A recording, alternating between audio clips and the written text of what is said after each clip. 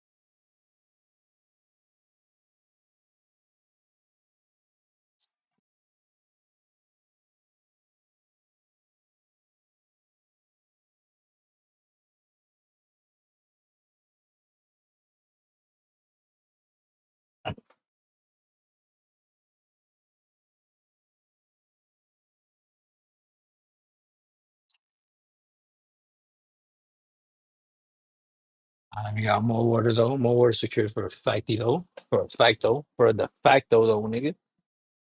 I'm throwing them grave.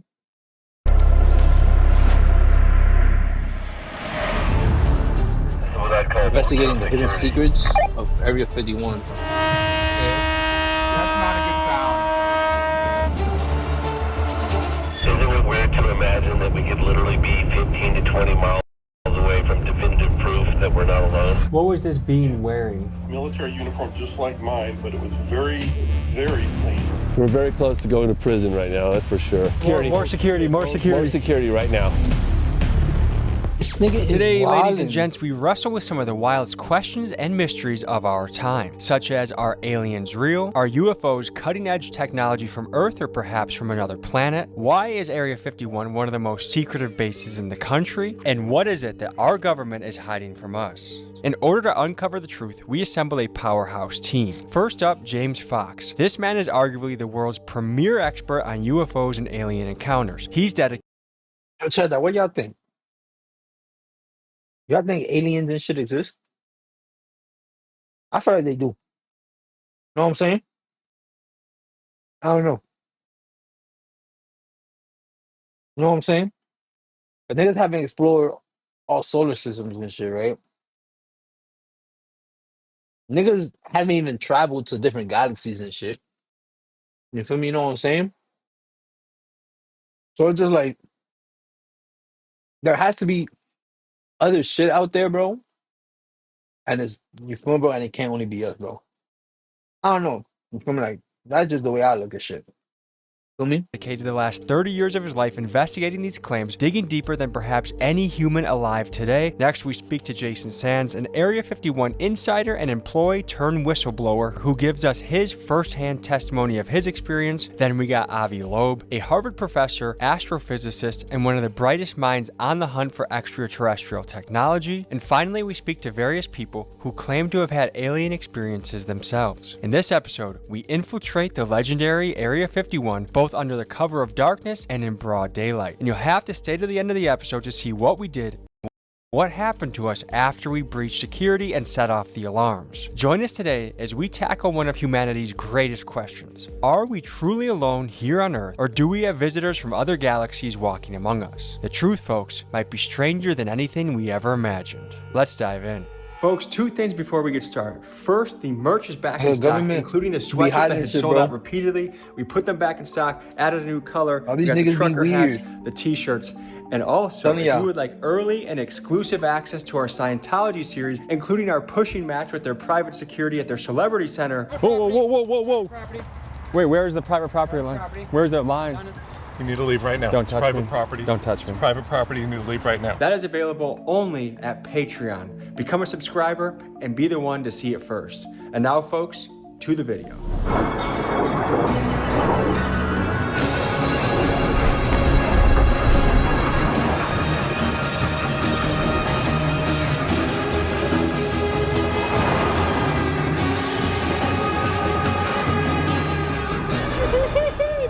We're in the Wild West right now, folks. It's breathtaking what we're driving through right now on our way to the Alien, which is a motel in the Area 51 network.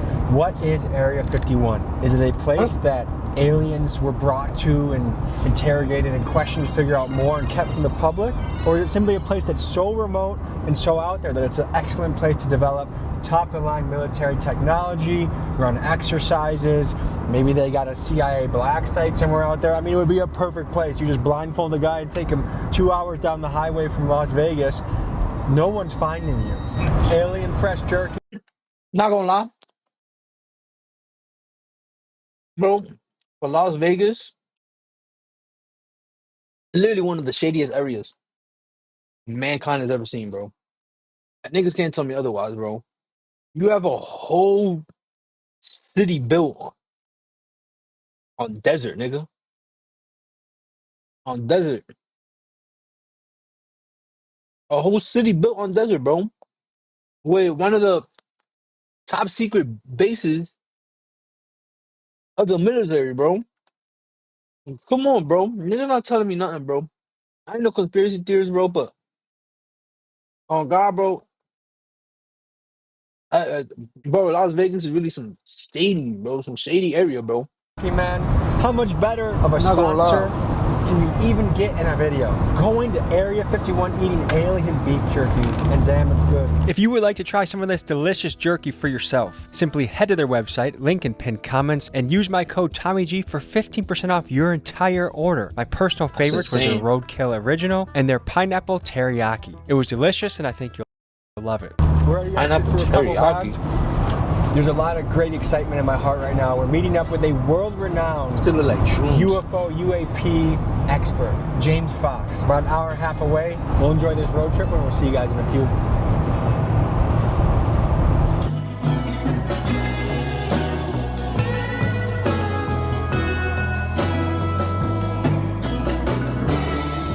Hey, come on, bro. So we're halfway to the Alien, and already you can tell that there's an alien culture that just permeates around here. The gas stations have aliens in them. It's just so remote. I feel like this is just one of those bizarre places where everyone has some sort of story where they saw this thing in the air. Heck, I have one of those stories. I remember in high school, we were in the back hill in this retention pond.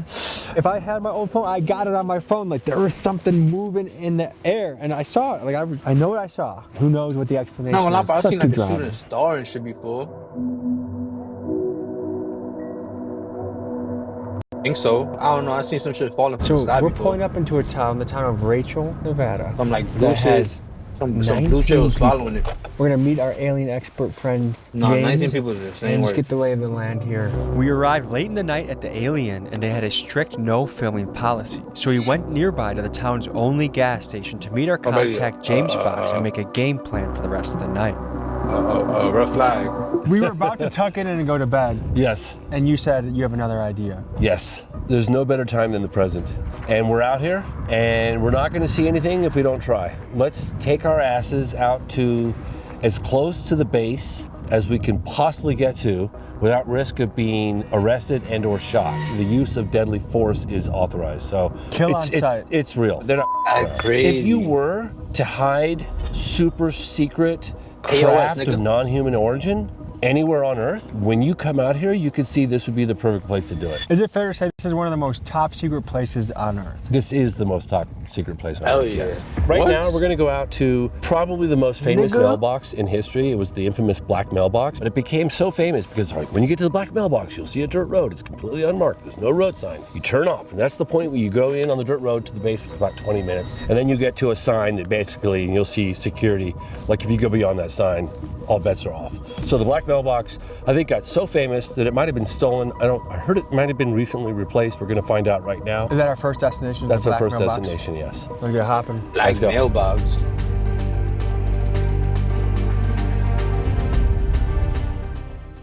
Trying to find an entrance to Area 51 can be very difficult. Your phone likely won't have service as you're near it. Some say it's the government jamming your signal. Just a black box? So this doesn't even exist. Google Maps just said nah. Others say it's just the remoteness of the location. The easiest way to spot a route into Area 51 is the infamous Black Mailbox. It marks one of the roads that can lead you in. However, tonight, we suspected that the box had either been taken down or stolen because we simply could not find it. Is it? Tommy G coming over. Gang, gang, baby, we're ready to slide the block. These niggas got Drive down walkie-talkie. this He's dirt like road, don't get ice. arrested. Over. Just kidding. Did we miss the mailbox or is that still ahead? I think we missed it. We'll see a dirt road connecting to this road in the next mile or so on the right-hand side. Over. Turn our lights out. They'd never know we were coming. Over. Over. Isn't it weird to imagine that we could literally be 15 to 20 miles away from definitive proof that we're not alone? 15 to 20 minutes away from information that could change the entire world. Yep. What has motivated you to dedicate your entire adult life to chasing down and researching these things? Imagine if our government had definitive proof that we're not alone in the universe, whether you believe it or not. But if you felt that was true, could you just walk away easily from that story? I feel that every man, woman, and child has a right to know, and I feel it's an incredibly important and significant piece of the puzzle, and it's difficult to walk away from. I have to give huge credit today to my friend, Julian Dory. He is the key behind all of this happening, the connection to James Fox. He was the key behind the Trump assassination video, and he's the key behind the Scientology video that we have in the works as well. To show love to Julian, links in the description, blow him up, comment Big Dog's Gotta Eat, and thank you, Julian. Guys, do you see that red light off in the distance, kind of at our 1 o'clock? Yes. That apparently got all sorts of sensors, including video. They're watching us come in right now. This is security. This is definitely security up there. No question. Over. If you are considering trespassing on the Nevada Test and Training Range boundary, please consider the following consequences. You will be required to pay a $1,000 fine. You will have your car towed at your expense. You will have your car impounded at your expense. You will be brought to HICO, Nevada to be processed. Once released, you will be responsible for transportation, blah, blah, blah. Now, my question is it telling us not to go beyond this point? Or can we go a little further until, I think we go a little further. Oh, he's moving. That guy's watching us. He's listening to us too, I'm sure of it. You think they have Sure that of it. level of technology? That Absolutely. What yes. makes you sure of that? Because I've heard about it. They can just point and they can listen. George Knapp's documented that. Folks, we gotta pay homage to the legendary Las Vegas journalist George Knapp. In 1989, George broke the story on Area 51 and brought its existence to the public eye. His interview with Bob Lazar, who claimed to have worked on reverse engineering alien technology, invited a firestorm of speculation, forever linking Area 51 to extraterrestrial secrets. George's fearless reporting forced the government to acknowledge the base's existence, and it laid the groundwork for decades of UFO investigations. Without him, the legend of Area 51 might still be a secret. James, you want to go say hi to the scary man? You want to go say hi? I mean, I want to. I want to see who that is. Yeah, it's This scary, is the man. gate. This is the next layer. Oh, he's coming down to us right now. Over. They say that there are only 2 guarantees in life: death and taxes. Yeah. I think the third is we go beyond that sign, we go to jail and or get shot. What we Nigga know said go about to this jail, base nigga. You is you getting can your tell, head like, blown we off. just drove in down, what, 30 miles of dirt road to get here. You just simply can't imagine just how remote this place is until you come out here and see it in person. It just doesn't, you know, it's hard to convey. And the level of secrecy. Yeah, it's just the remoteness and secrecy.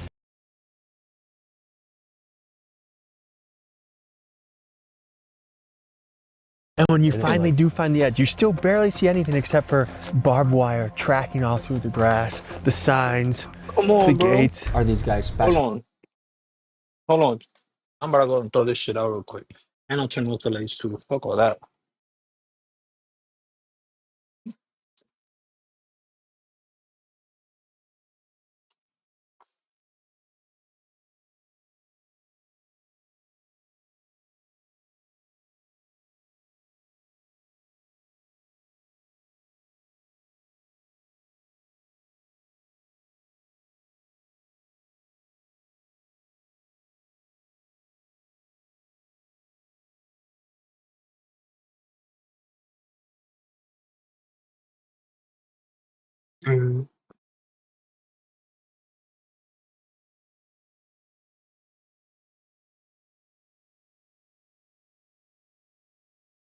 Yeah, we here. Forces, Got are they this shit. mercenaries? Who are the people patrolling the base? They're usually the people that are from special forces. They hire them up and they arm them and they tell them that, you know, this is the way we do business for the program, and off they go. What kind of power are they authorized to use on someone that's going towards the base? They're authorized lethal force. This base got a lot of attention in the late 80s when that guy Bob Lazar came forward through George Knapp. It was initially as a incognito, anonymously he came forward, and then ultimately because for fear of his life. He was saying that there were craft of non-human intelligence in the possession of the military, and they were being housed by Papoose Lake in a series of camouflaged hangars that were built into the side of the mountain. They have no wings, they have no tail, they have no visible means of propulsion, they make no sound, they don't have any air disturbance, very little noise. Some people will talk about a slight buzzing or humming sound within a certain proximity of them. They do things that are just defy physics as we understand it, right? You would want to keep that technology ultra secret because you'd want to weaponize it. Just a few miles down the road, the truth lies, right? The whole world wants to know what's going on out there. Have we got anyone from this base that's active to speak anonymously? Sorry, active? But he worked at the base for some time. He did, yeah. In what capacity, do you know? In non-military lingo, how would you explain to a layman what your career consisted of? It's like counterintelligence work where you're trying to prevent the enemy from finding out about what you're doing. How long did you serve on that base? I was there for 6 years. Tell us about the morning of the encounter. What happened? Well, we went up range. We had to look at a video of the UFO that came in and entered into the Nels test range from the previous week because they didn't know what it was, so they were just trying to get people to observe it and verify that, yeah, this is something that we didn't see, because you're talking to, anybody on my crew, we've been there for years. We'd seen all kinds of aircraft, and this didn't fit anything that we'd seen on the video. So this is what recorded the UFO also. Looks like one. Right up high now. Going like straight up. So a UFO crash lands on the base and they wait until the Monday crew comes in to look into it? Pretty much, that's what it seems to have happened. This is a sign. Oh, he just honked at us. He just honked. He probably thinks this is something Would he have honked? Dude, he thought. Yeah, Because I know. he's hearing us? Well, hang on, I'm just asking. Yeah, wait. What did he say? What did you say? Hang on. Honk if you can hear us. Okay, we're about to drive up this road. Are you going to arrest us if we do so? Honk, please. We're good. This moment of Area 51 exploration is brought to you by Alien Jerky. If you're about to go to federal prison, Nigga, they got snipers first waiting for these niggas, get bro. this flavor in your mouth, as well Nigga, they as waiting for these this niggas flavor. to make a move, And bro. you know what? Why didn't we think of it? We're gonna bribe the guard with this. Dude. Oh, yeah. Well, we talked to this guy earlier today, and he's like, yeah, when I worked there, he goes, they'll just blast you. I was like, they'll just blast you? And he's like, yeah, they'll just take you out. Like, we're authorized to kill. You know what I think that means? Let's explore a little further.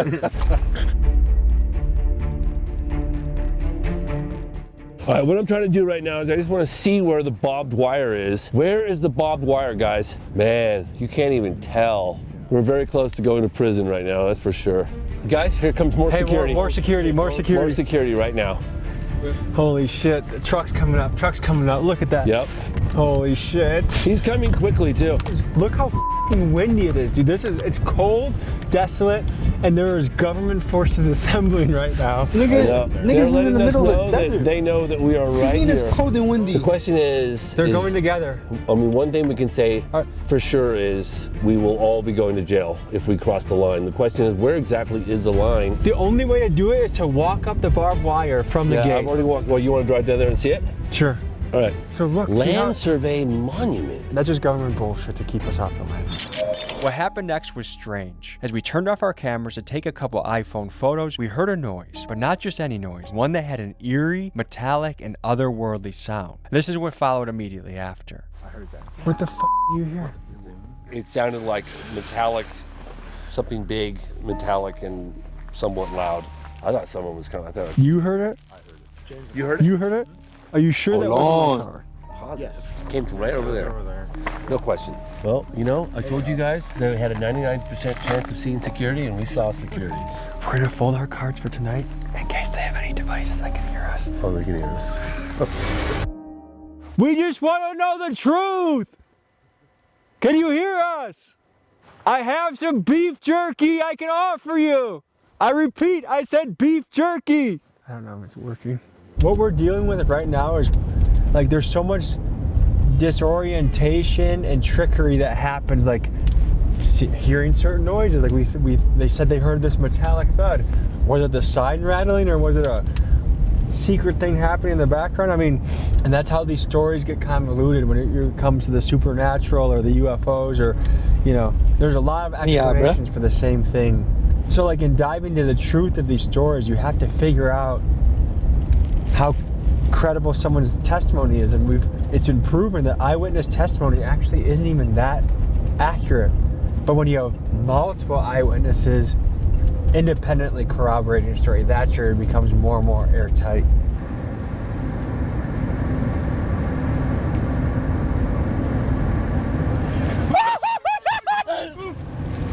What the f***? You bitch. You bitch. I would have been chilling, Nick. I would have been chilling.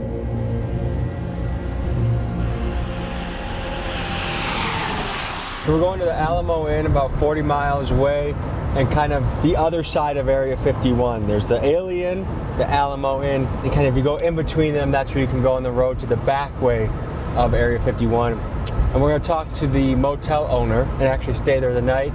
And this guy, his dad worked on the base. At both of these inns, everyone in the community seems to know someone that has had an experience or seen something or knows something. So this is a obvious and good place to go for this investigation. All right, folks, we're pulling up to the most famous mailbox in the world. Well, tell the people what we're looking at right now. So this is the remnants of what was once the black mailbox. Because of the nature of secrecy of the space, there's no road signs, there's no indication of where the entry point is to Area 51. There was this black mailbox to a rancher who lives probably at that ranch out there. This mailbox became the beacon of like the entry point to go in to check out Area 51. And so everyone's just like, turn right at the mailbox or turn left at the mailbox. Like that's the dirt road into Area 51. It became just super famous, the most famous mailbox on the planet. Also, I want to draw our attention to there's mountain ranges everywhere we can look, and these are also vantage points. Yeah. And Chuck Clark spent his life documenting these vantage points, and one by one, the government shut them down. Yes. So what do you mean you shut down His place got raided. He was raided right here in Rachel, and George Knapp covered the story at the time. The story goes with Chuck that he allegedly got his hands on footage of an alien encounter so good, so compelling, that Logan Paul drove to his house with $100,000 cash to try and buy the video, but Chuck refused. It goes without saying that research from guys like Chuck Clark are foundational and lay the groundwork that allow me to continue to explore the mystery of Area 51 further. Shit. Nigga say he done did some shit, bro. Go there. One of my favorite close encounters of the third kind in the United States took place in the desert of New Mexico in 1964 that involved an on-duty police officer by the name of Lonnie Zamora. And the Air Force files during the peak of Project Blue Book investigations have detailed diagrams and of the craft where it landed, the landing gear impressions, photographs of the landing gear impressions, the footprints from the alleged creatures. Very detailed report in Project Blue Book own files. We're having a local pull up that his parents had an encounter with a non-human being right in this area in the 90s. So we're gonna get to hear the story from him and see what we make of it. This is a story that my parents passed on to me. My dad grew up, was born and raised here in this valley, in Pahranaga Valley. He worked out at the test site in Area 51 for a good portion of his life. You know, because he mainly worked on the test site side when they were doing the nuclear testing. He drove the trains and everything that went down inside the tunnels and that where they'd set the bombs off and that. And then when they shut that down, then he moved over to the Area 51 side. So we're all traveling on the road. We see this guy starting to kind of hail us and starts jogging towards us, but he's walking running very funny. It looked like he was going to fall over and like he was around. I'm wondering what's wrong with him. And then as we get a bit closer, I'm starting to notice that he's got very pale skin, but it's got this blue undertone like he's hypothermic. We get to the point where he's at the corner of the front of the vehicle, and the guy in the passenger seat in the front screams he's got no ears. And I'm thinking, well, that's pretty rude. Why would he say that? And then I'm stepping out onto the roadway, and I look up, and indeed, he has no ears. And I'm thinking, good grief, this is really strange. Both your parents had an encounter on this road. Oh. Yes, they were coming down this road, coming over Hancock Summit here, coming back into town. They'd been out hunting or camping for the weekend, something. They were out in the hills playing around, which they like to do an awful lot. Mom says they come over the hill here, and he says you can see somebody walking down the road for quite a ways. It caught her eye. She's like, wow, what's somebody doing walking out in the middle of nowhere like this? As they got closer to it, she could see that it was dressed in, the way she describes it, is Bedouin clothing. So it was the flowing scarves and head covered and everything. Couldn't see anything other than the cloth that was around it. What was this being wearing? He was wearing a military uniform just like mine, but it was very, very clean. Then I noticed his eyes, and that's when I really got scared because the eyes were like twice as big. That's when he starts talking to me in another language. I don't know what it is, but somehow I'm understanding every word he says, even though it's a language I've never heard before. So, was it an audible language or was this telepathic? It was both. He was speaking audibly to me, but at the same time, I think I telepathically understood the words. As they got closer to it, it stepped away from the road and crouched down, along the borrow area there. When it did that, my dad continued to drive past it. She goes, hey, we ought to stop and see if they need help. And my dad just told her, no, you didn't see anything, and went on. And if you knew my dad, he's the last person in the world that's not going to stop and give somebody help, especially if they're out in the middle of nowhere like this and they're unfamiliar with the surroundings. Like, if aliens are real or creatures from another planet are real, why do you think your dad never wanted to talk about it? I think that's what the oath he took, when he went to work out there, is that he couldn't talk about that stuff. And as he's walking away, I look back at my friends in the car, and they all look like they're zombies. This guy is not from this planet, is what I thought when I saw his features on his face. You gave testimony behind closed doors. Did you do that in a skiff, or where did you do it?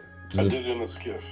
Okay, and so were there members of Congress or chiefs of staff, like who? It was all the committee members, from the Armed Forces Committee. What was the look on their faces when you started describing this alleged encounter with an alien? Shock. A lot of people that have had a sighting, an experience, are pretty quiet about it. They keep it tight to their chest. Why do you think that is? I think that they're afraid of being judged, because there's a lot of people you say, oh yeah, I had an encounter, they're gonna go, ooh, you're crazy, there's something wrong with this person. What was the moment in your career where you said, I think we might not be alone here? October 19th, 2017. The first interstellar object was spotted by a telescope in Hawaii called Pan-STARRS. It was given the name Oumuamua, which means a scout in the Hawaiian language. This was the first object identified as coming close to Earth from outside the solar system. It was roughly the size of a football field, flat object, pancake-shaped.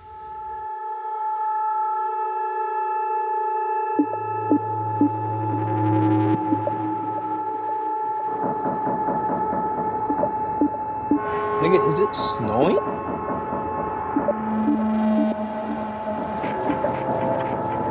We're gearing up to hit Area 51 from another angle, and it went from being a beautiful, clear sky day that we were getting shots to we're stuck in a cloud. And I think it just goes to show the desert is a place that is magic tricks. Mother Nature plays magic tricks with the desert. No wonder people see bizarre shit, like just things get obscured in the desert, whether it's the mirage or the weather change.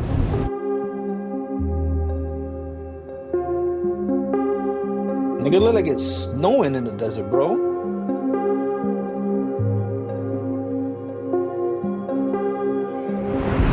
It's only happening in GTA. See that? Is there another exit of the base that they're coming from that we don't know about? I've never been down this one. I've only been down that one. I've heard about this one. I don't know. But there's a parade of, those have to be government vehicles that are coming by.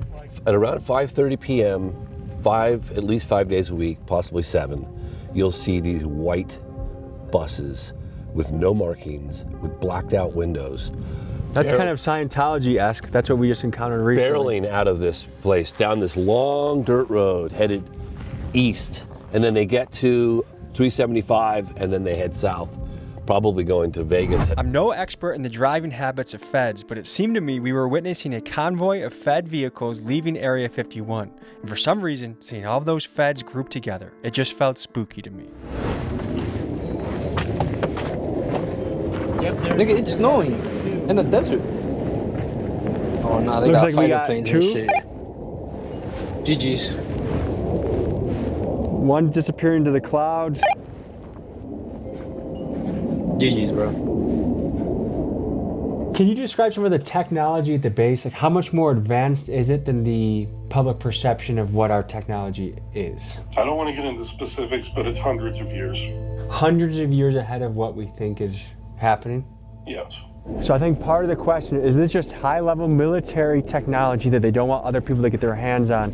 Or did they get some of this technology, the way things move, the way they turn, stop, that seem to defy our typical engineering and physics?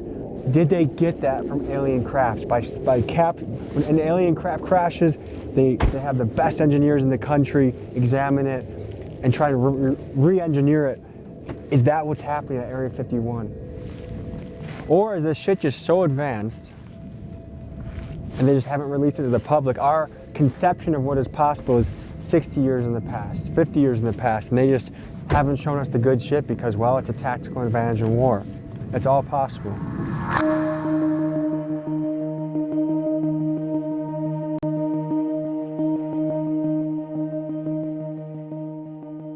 I had not gone to this entry point yet. Okay. So this is new for me. All right, you guys want to follow me? It was just this. This is what I'd call mucho security. Oh. God damn it.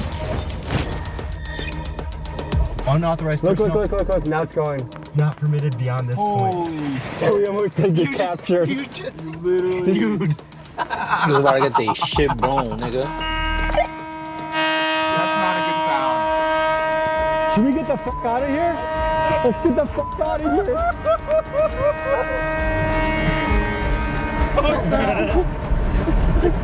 Nigga, they got cameras, are we nigga. being pussies for leaving after that? No, they were trying to trap us. They were... Dude. Who's this guy fucking going backwards? Methy over here is going backwards trying to get us. Is he a... What the fuck is this guy doing? Is this guy on meth? What the fuck? This guy's what going the pretty fuck? fast backwards. We're going 45 miles an hour and he's beating us right now. What the hell is this guy doing? What is this guy doing? You just trespassed on federal property.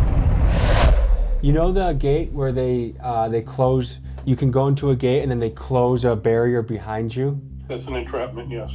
What happens if you get stuck in that? That's a way for them to keep your vehicle and yourselves from going any further. And they will draw their weapons on you and they will tell you, okay, you're coming with us. They'll take all your equipment, they'll dismantle your car, look at all of your cameras, look at all your film, they will confiscate everything. And you'll be lucky if you get your car back in a crate later on, let alone whether you will be serving jail time in one of their facilities right there on the site. Holy shit, that was great. So close to the So you think we would have been trapped if Keegan didn't remind me to back up? Hell yeah, they would have locked you in there. 100%. 100%. Yeah. No way. They like, alright, if you want to come in, you can come in. You know what I'm saying? And then they leave your ass there. You can't even get out. Oh, I did a big fan throw. Oh, look at that wicked. view. But you still can't see the base even if it does clear? No, I mean, yeah. Well, you can see just above it. So if there's any activity, you can see it from here, but you just can't like see the actual base. You see just above it. So folks, we took a deep dive into some of the claims, some of the people that have worked there, people that have experienced things. And I have to say some of this is quite compelling. When you hear Congress people talking about this, you know something is serious. And let me know what you guys think. You guys believers? Are you guys skeptics? Are you guys open to the possibility that this is real? It's been a pleasure taking this deep dive with you. I appreciate you, James. Go out there, watch this video. You can stream it, you can rent it. If you want to take this much, much further, this was a couple-day investigation. He's dedicated 30 years of his life to looking into this and made multiple documentaries on the subject. One of the world's renowned experts in the field. So if you want to take a deeper dive into that, his links into his documentaries are in the description. Rent them, stream them, check them out, and explore for yourself, and you determine what you think is true. Thank you guys for joining us. We'll see you next week. Oh yeah. Jeez. W fucking bit, bro.